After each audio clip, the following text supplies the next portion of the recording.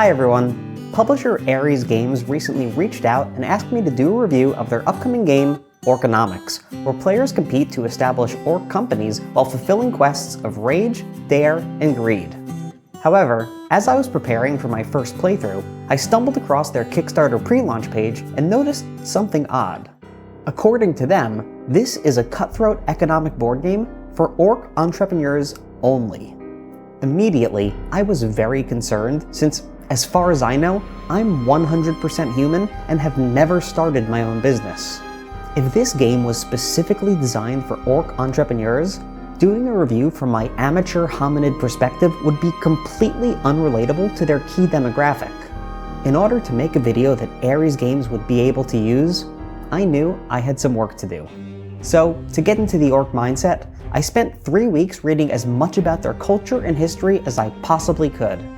Then, I went out and bought a bald cap, some green paint, and a bunch of these fake plastic orc teeth. I did my best to put them all on, and ultimately ended up feeling pretty uncomfortable, which was actually okay since that's how orcs feel most of the time anyways.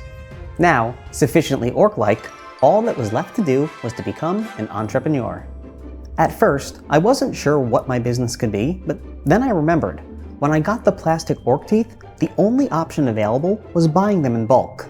Since I really only needed one pair, I realized it would be smart to start a business trying to sell off the rest of them. So, I went outside and set up shop in my neighborhood. Unfortunately, I didn't sell a single thing the entire day, but luckily, the Orconomics Kickstarter page didn't specify that I had to be a successful entrepreneur. So even though my business failed, I still fit within the requirements. Now, as a theoretical orc entrepreneur, I was finally ready to experience the game as it was meant to be played. However, as I was setting up the board, I immediately saw a huge red flag. All of the text was written in English. You see, orcs don't speak English. They speak Orcish and wouldn't be able to understand any of this. It was frankly embarrassing that Ares Games could let this happen, and it made me wonder if they even involved any orcs in their playtesting sessions at all. This was definitely a terrible oversight, but luckily, since I used to be human and still had memories of how the English language worked, I was able to read the rules and learn how to play. The story of the game is that all humans have been eradicated, and orcs no longer have an outlet for their violent rage and unrefined courage. So, they decide to channel that pent-up energy into the world of business. Now, as a recent orc entrepreneur myself, the theme of this game was hitting awfully close to home. When I used to play board games as a human, I loved how they would transport me away from reality and allow me to temporarily be something I wasn't, like a wizard or a Viking. But now, here I was, a businessman orc. Did I really want to play a game where I would just be taking on the role of a different, fake businessman orc? Not particularly. If Ares Games truly wanted to sell my demographic on this game, I feel like they should have themed it around something that would transport us orcs away from our reality, like a game about humans going bowling or something else out of the ordinary. Regardless, I pushed on and began to play, buying companies, rolling dice to activate them, and launching startups. Though, the next detail that really stuck out to me was that the game's currency is made up of these gold and silver skulls. Since orcs famously love showcasing the remains of those they've destroyed, this initially seemed like a nice touch, but after playing for a bit, they ultimately just became painful reminders of all my orc failures. Not only did my business flop, so far I hadn't slaughtered even a single one of my enemies. Maybe these skulls would have been fine if I had already acted on my newfound murderous tendencies, but since I hadn't, they unfortunately just ended up making me sad. I continued playing, completing quests, winning auctions, and gaining victory points. And to my surprise, I found I wasn't doing half bad.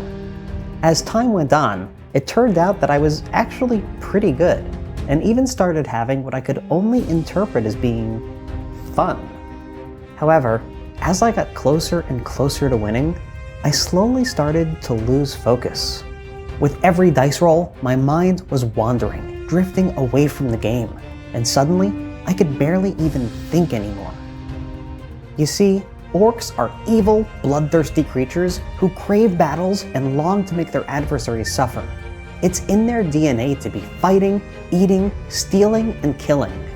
Yet despite this, so far, I had spent literally all of my time as an orc either trying to sell plastic teeth or learning how to play a board game.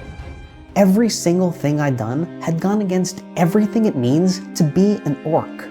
I was having a serious amount of fun playing this game, but fun is not a feeling orcs should be experiencing. All at once, this discrepancy caught up with me. I started to grow dizzy, and my body began shaking, getting more and more intense by the second. Just as everything inside me felt like it was going to explode, my orc brain subconsciously took over and did what it needed to do to survive. It outright rejected the game and all of its imprudent fun. As the pieces hit the floor, I was finally free. I had given it my best shot, but orcs shouldn't be stuck indoors playing games. They should be out plundering villages and killing innocent people. As I left my apartment to do just that, I took one last look at the game and knew I would never be able to return to it.